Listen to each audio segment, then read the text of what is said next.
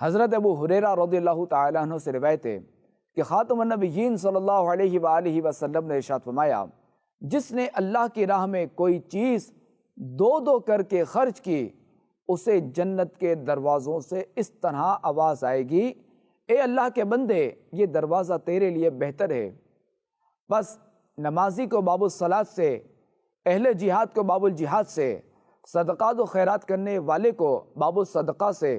اور روزے دار کو باب الریان سے بلایا جائے گا۔ حضرت ابوبکر صدیق رضی اللہ تعالیٰ عنہ نے عرض کی، یا رسول اللہ صلی اللہ علیہ وآلہ وسلم، میرے ماں باپ آپ پر قربان،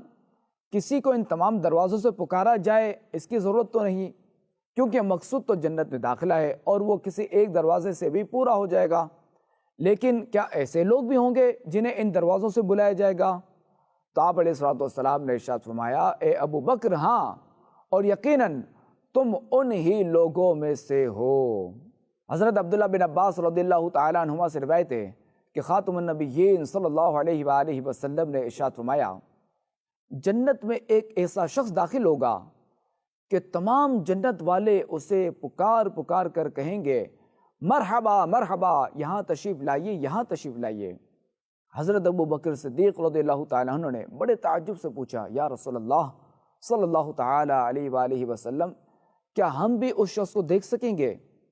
تو آپ علیہ السلام نے ارشاد فرمایا، اے ابو بکر، وہ جنتی شخص